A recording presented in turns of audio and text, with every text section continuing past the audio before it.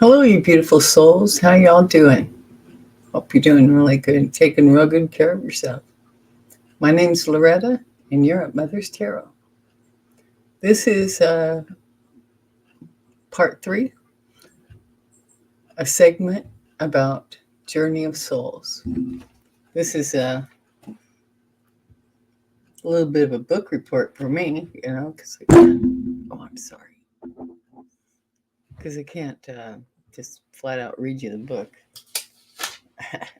YouTube don't like that copyright stuff. So, anyway, this is from the book Journey of Souls, Case Studies of Life Between Lives, written by Michael Newton, PhD. He did a case study.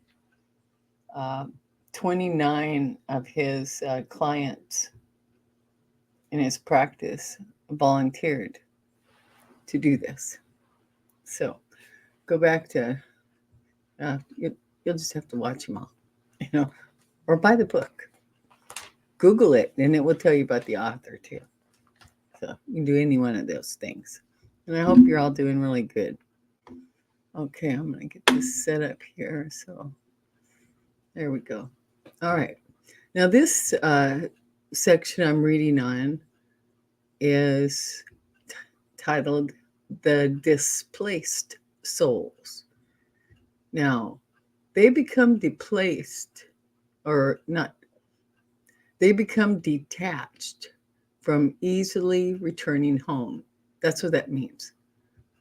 To be a displaced soul means they become detached from easily returning home. So I'm going to read you my notes on it, and it will clear up why that would be. Okay. Some have been so severely damaged. It's not a large number, however. What happened to them here on Earth is significant because of how it affects the whole of all souls. Because remember, we're all fragments of the omnipotent one, the creator source. We're all fragments. So part of us is here, part of our soul is here inside this bio vessel, but much of us is part of the omnipotent one, the source, that's not seen in physical form here. We live in a 3D matter world. So keep that in mind. There are 2 types of displaced souls. Those who don't accept that they are dead and fights returning home in the spirit world. It could be based on personal anguish. Maybe they have been subverted. Maybe they have been subverted by or was complicit with criminal events while in body. This first displacement is a soul's personal choice. And there's also another where they're not displaced, but they don't return home immediately. And I'll tell you about my dad. He was 39 years old when he passed. I had just turned 17, and he died in January. And the youngest was going to turn 7 at the end of March. So a little more than 10 years in between the oldest and the youngest of the 7 of us. And my mom, well, she was 32 years old when she was widowed. Well, just about. She turned 32 in May. And it was January when he passed. So she was very young, and widowed with 7 children. In that type of case, as it was for my dad. He had a hard time just, going on back home. So um, he was hanging out and, trying to comfort us and check on us and, doing what they do. You know, he loved us and he was real concerned. So, in that kind of situation, you know, and I know, like my sister, she passed. And see, time is different. It's different for them. It's absolutely different. What 10 years is like for us, it could be a minute for them. You know, it is totally different. And I have checked my sister, who is a year and a half younger than me. She passed um, about 7 years ago, and she was always one that was checking on her kids, even as they're an adult. You know, because we love our kids, right? Well, most of us do. And when I have checked on her, she is hanging around her daughter. That would be her youngest one. And her daughter has 4 children. So, and she was real close with all of them, especially close to the daughter and the grandchildren there. So, and the older 2 were boys. Yeah. So, that's another example. Not really displaced, but they hang back.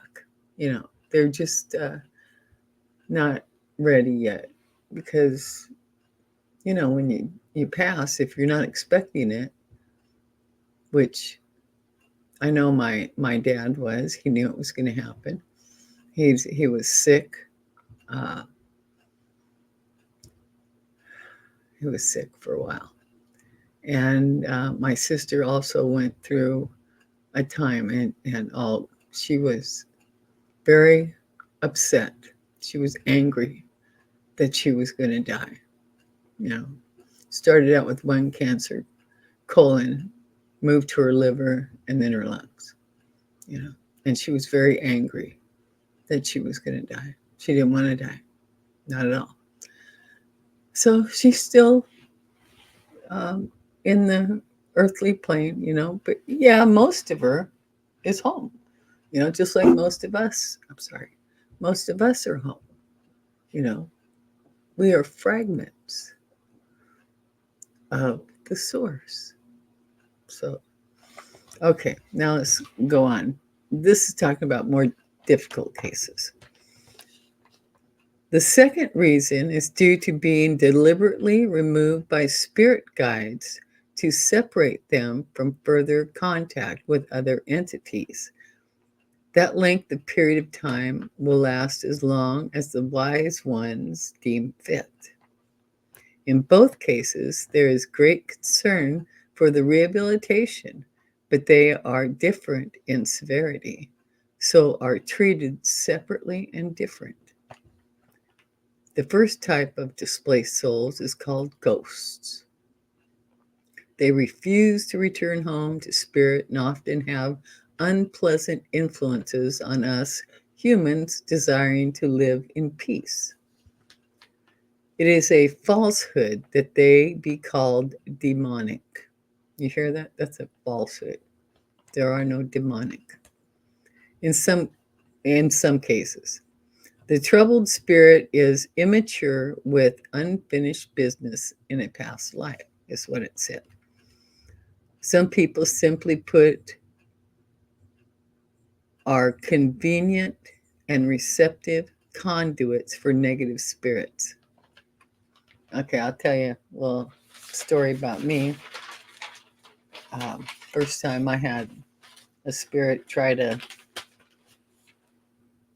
push his way in to my bio vessel of a body. And I had not yet turned 13 years old, but it was the birthday of my best friend who was 13 years old. And it was at her birthday party. And she had a birthday in September, and my birthday is in November, so we're not that far apart. And her mom thought it would just be a hoot to act like we're going to have a seance. The hoot was on her, all right. Now I look at it, it's laughable, but, it blew her mind. But also it's a little she also evolved spiritually a great deal after that, because much, much later, and my best friend is talking, and she tells me that her parents, and she thinks they're nuts. She tells me that they're astral traveling. They astral travel. Not really, that was long before I really got into the mystical arts, but it's funny. But the seance, let's see, there was about 10 of us around the table, and back then we had the rectangular tables. It was pretty big, and they had an older place, so it had a big kitchen dining area combined, and had a solid wood door. In those days they were all solid wood. And from the kitchen out to the living area, it was a solid wood door that you could shut. So the doors were shut, and she had put a candle in the middle of the table, and lit it. And none of us knew, but she had taken a broom, put a rubber glove on the end of it, taped it down.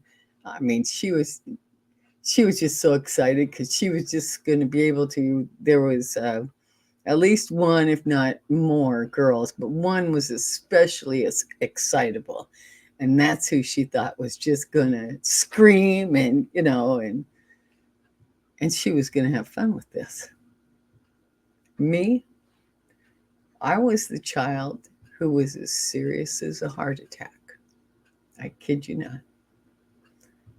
And so we're all around the table, we're holding hands. She shuts the light off, turns the candle on, or lights the candle. She lights the candle, and she tells us, she goes, now concentrate, look into the candle, look into the flame, and concentrate on George, the name George. And like a dutiful little girl, Catholic, obedient as they come, and I was concentrating. Well, then, didn't take long either, because I, pretty much open at that age. And I can feel my body. And I'm starting to kind of go back and forth and waver. And, I feel a little lightheaded. And then this pressure between the base of my neck and my hips, it starts coming in. It's moving, there's pressing. I can feel it all the way up and down. And it gets it's almost halfway. It's almost halfway into my torso. And my angels must have reached me, screamed, jump, run. And because I did. I broke the hold, the hand hold. I jumped up. The chair went kicking behind me, and I screamed. And I don't scream. I never scream, but that time I screamed. And I ran and right through that door. I opened it, of course, but I got through there, and I was breathing really hard and just, and scared the living daylights out of my friend's mom. She never messed with that again. But like I said, later on, she learned to astral travel. her and her husband both. So there are, and I mean, I don't know what kind of, I just know it was an earthbound spirit, an earthbound soul before it went back, hanging around there for whatever reason. It was an old home. So who knows? But that was quite the experience. So, yeah. Okay. All right. Let me see where I left off here. Okay. Usually ghosts / haunted spirits are tied to a geographic location. Damaged souls evidence confusion, despair, and hostility, not wanting their own spirit guides around them. Exorcism is one way we handle and reach the negative ones who interfere with humans.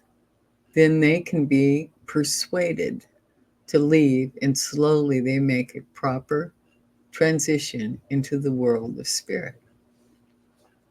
We still have free will, even in death. It's the bio vessel, our body, that dies. Everything else, our personality, our soul, our essence, eternal. Eternal. Okay, back to this second type, the disturbed, those that have been involved with evil doings. Michael Newton, the author, then suggests first speculate if a soul can be considered culpable or guilt-free when occupied and okay, let me see this. Speculate if a soul can be considered culpable or guilt-free when occupied an offending criminal brain. See, that's interesting, isn't it? Because we've got these bio vessels, these bodies, and we've got a brain.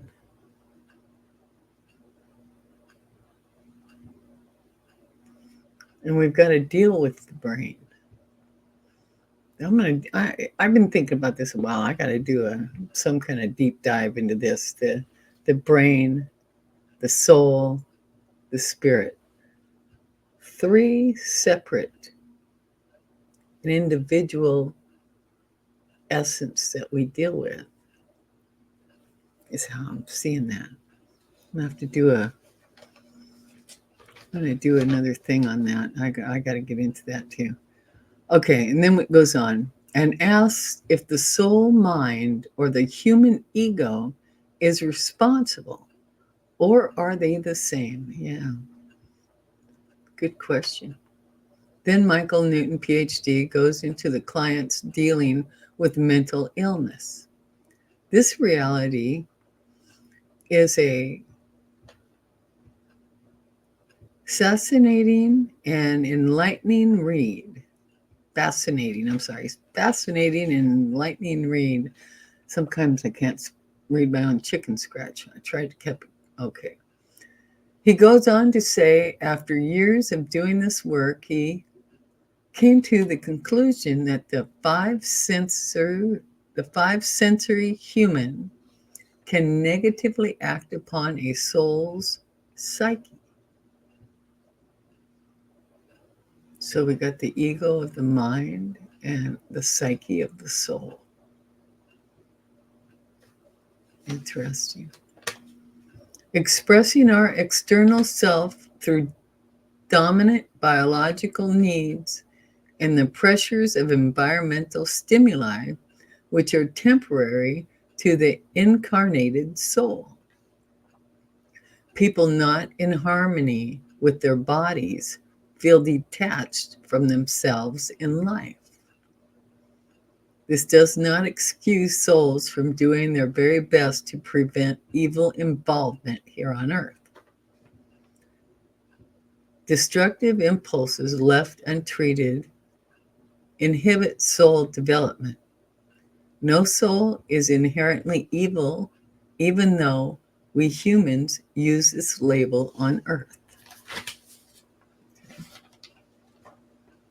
Soul immaturity does not always invite malevolent behavior from a damaged human personality. Evolution of souls involves a transition from imperfection to perfection. The only place souls suffer is here on earth. There is one spirit world where everyone is treated with patience and love. And that's back home in the heavens. And you do know that heaven, the original word for that, when you go back to Sanskrit and back, is sky. That's all it means. That's why a lot of times you hear people talking about, like American natives, sky people. They refer to them as sky people. So not ETs, but sky people. So anyway, that's how we doing on time. 21 minutes. Not bad. Not bad. So that's the part I have for you today. And I'm thinking. How we doing on? Do I got any cards? How about if I'll pull a starseed oracle? Why not? I mean, we're all starseeds. So, because we all come from the heavens, the skies. Well, we come from the omnipotent one, but there's an infinite amount of galaxies and universes and all that, and our souls. Well, we have lessons to learn and things to do, and so we have free will, and we decide where to next. Will it be back to Earth, or will it be another star system, another dimension? Because some of the humans and sky beings, originate from different dimensions. Our brain is not capable of handling all the information. We're never going to have it, and we're never going to understand it. But we get to have glimpses.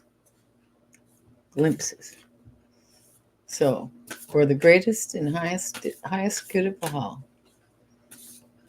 let's pull a card from the Starseed Oracle.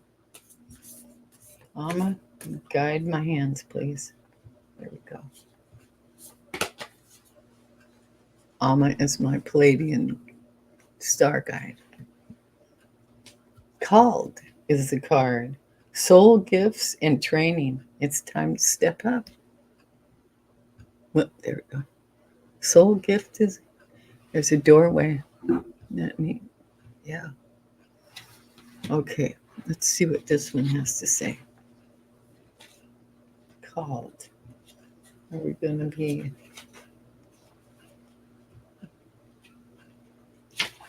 Come on. There we go. Found it. Oh, I've got the page number right on it. Okay, here we go. You came to Earth with a double mission: to grow as a soul and to bring about a shift in consciousness. That's about being human. The best way to fulfill these personal and collective purposes is to trust what it is that your soul is calling you toward, for it's encoded within the most direct path forward. Your soul has many unique gifts that it came here to share. Some of you may already be aware of others you're just beginning to uncover. You're being called to remember that your soul intelligently chose the perfect conditions to carry out your soul's mission and share your soul's gifts. If you're being called toward a creative project, a passion, or an adventure, this card is your confirmation that you're facing the right way, that this moment right here is destined. If you're feeling underprepared or thinking, who am I to do that? This card is guiding you to step up and leap and consider perhaps that your soul has been training for this moment right here for lifetimes. I had to deal with this recently. I have received the knowing and the messages through various ways for my senses all to plug into it too. I am considered a rare type of medium. Might be why I seem to be a bit odd. It's because I'm a rare type of medium, you know. I'll just leave it at that. Okay, now we have starseed activation. Now, if you've got the starseed card or starseed oracles, you can place it over your heart. If not, put your hand over your heart. I call forth the soul gifts and soul training that I've received throughout all of my lifetimes. I'm ready to embody them all now without hesitation or fear. I fully commit to being here now. I'm ready to step into my soul's highest and most potent calling. I've been training for this for lifetimes. And so it is. We're all called. We are all called. That's why we're here. So, well, I hope you found something beneficial in this. And I really do recommend the book. It'll not only help your own soul, but those in your life, because various times I run into it all the time, where I come into opportunities just through simple conversations out of the blue or various things where I can say, your soul is eternal. Your body, yeah, it'll die. But you, who you are, your personality, your essence, it's eternal. Absolutely eternal. And not a lot of people outside the door believe that. And it's because of the dogma that's been shoved down our throats to mislead us, to keep us in fear, so that the dark energy, it feeds the dark energy, the negativity. So we need to live in the light. We need to keep our thoughts within the light. And what helps the most, I believe, is knowing that you have a knowing that you are eternal. You. Not the body, no. But you, yes. You are eternal. All right. Love y'all. So remember, love yourself, love the others, and be the light. Be the light. Take real good care of yourself, and I'll see you in the next video. Bye for now. Thank you. Thank you for being here.